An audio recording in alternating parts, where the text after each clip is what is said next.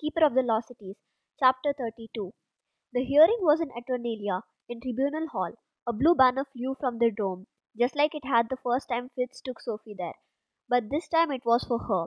Sophie sat next to Alden on a raised platform facing the 12 empty thrones of the councillors. Behind her sat Grady and Adeline, Dex, Sir Aston, Dame Elena, and Elvin, everyone remotely involved with the Quintessence incident. The rest of the enormous room was empty. The proceedings had been closed to the public, a rare procedure of a tribunal.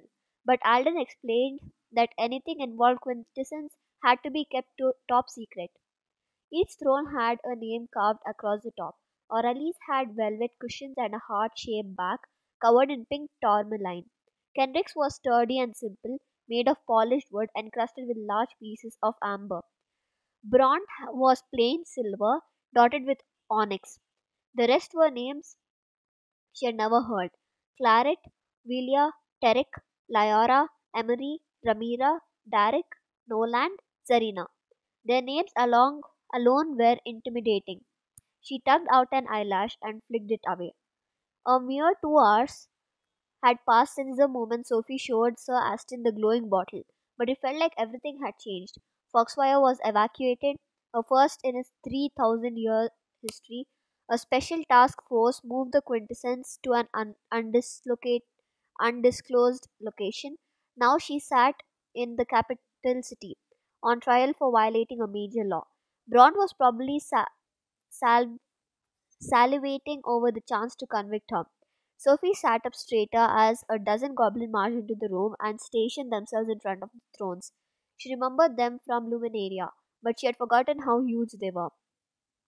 Bodyguards for the councillors, Alden explained. Her eyes focused the strange sword-like weapons slung through their belts, and she couldn't help wondering what the councillors needed protection from. Alden was away, always saying how safe their world was. A loud fanfare blasted through the room, and everyone rose as the councillors appeared in front of their thrones, dripping in jewels, draped in gleaming silver capes, and crowned with circlets. They made human royalty look like amateurs. Sophie's lunch churned in her stomach. Please be seated, announced the councillor with shoulder length black hair and eyes that matched the sapphires in his crown. His throne said Emery across the top. Thank you for coming on such short notice. We shall begin with you, Miss Foster. She stood and gave the world's most ungraceful curtsy. O'Reilly moved to Sophie's side, placing one hand on her shoulder and holding her hand with the other. Answer my questions honestly, and there will be no problems, Emery warned. Sophie nodded, the fear so consuming she wondered if she would be sick. She kept her eyes away from Bront, knowing if she caught his cold gaze she might lose it. Where did you learn the existence of and location of Elementine? I don't know. Her voice trembled. Emery glanced at Aurelie. She nodded. What made you look for it? My universe homework. Sir Aston coughed behind her, like he was unhappy with the answer. What was it about your homework that made you think of it? Emery asked. Honestly, it just sounded right. Aurelie nodded again, and Sophie finally understood. Aurelie was reading her emotions, a living, breathing lie detector. Have you any idea what to use quintessence for? Emery asked. Consider your answer carefully, Miss Foster. This is crucial. She racked her brain.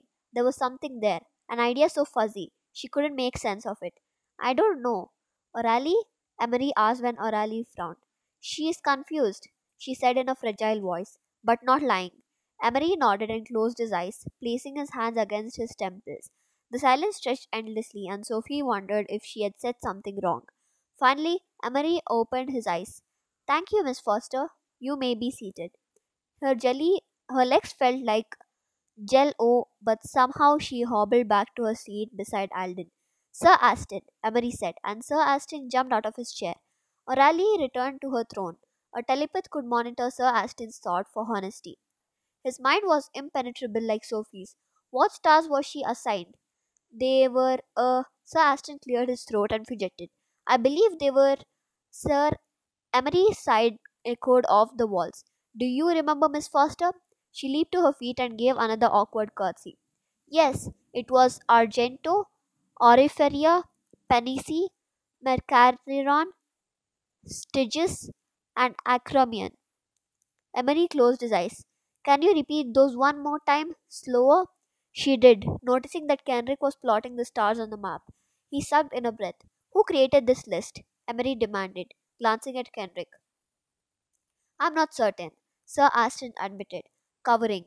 All the universe mentors summoned them, and it was one of the lists I made. That it wasn't one of the lists I made. That's convenient, Braun scoffed, and Sophie's gaze followed his voice against her better judgment. She shivered. He looked even more frightened seated at his jeweled throne. Emery held up his hand, and Braun fell silent. Who assigned her that list? The velvet folds of his voice hardened, but his face remained expressionless. The list was assigned at random, Sir Aston stammered. It was pure chance.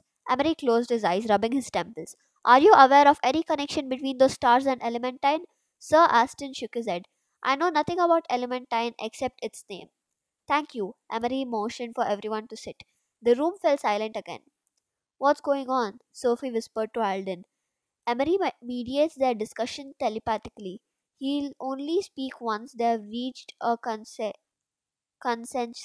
so that the council always presents a united front. She supposed that made sense, but she felt sorry for Emery. He looked like he would need some strong aspirin after this. Enough, Emery ordered, holding his hands out like stop sign after what felt like an eternity. We have reached a decision. It's not unanimous, he glared at Bront, but in this situation, it does not need to be. Please rise, Miss Foster.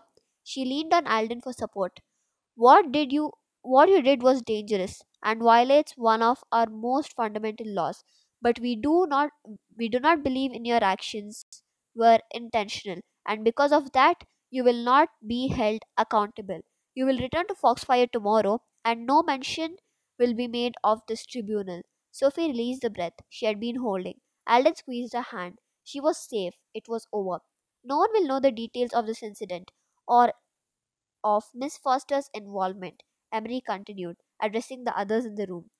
The official story will be that a suspicious substance was found, removed, and destroyed. No further details will be given. Is that understood? Everyone murmured agreement. Good. And Lord Alden. Alden held Emery's gaze and nodded. Thank you for your assistance with this matter. Emery motioned for everyone to rise. That concludes the tribunal. I'm so sorry, Sophie said for the millionth time to Radiant, Edline, and Dex as they met her and Alden outside Tribunal Hall. She wished she had never have to set foot in the terrifying building again, but she knew she had be back at the end of the year. Her knees shook at the thought. Dex grinned. Are you kidding? This has been the coolest day ever. I finally got to see Eternalia. Foxfire was evacuated. I missed the Great Gulon incident 3 years ago, but I bet it had nothing on this. What was the Great Gulan incident? She asked. Alden cleared his throat. Perhaps we can discuss this another time? There's still a few things Sophie and I need to do. Grady and Adeline exchanged a quick look, and Grady nodded. We'll take Dex home. Where should I tell his family he's been all afternoon? The adults got their stories straight, and Dex leaned towards Sophie, a huge smile dimpling his cheeks. Will Fitz get to know what really happened today? I doubt it. Excellent. I finally know something Wonderboy doesn't. She couldn't help laughing. Come on, Dex, time to go, Grady interrupted. He looked at Sophie and smiled. See you at home, kiddo. Everyone flashed away, leaving Sophie alone with Alden. Come on, Sophie, let's take a walk.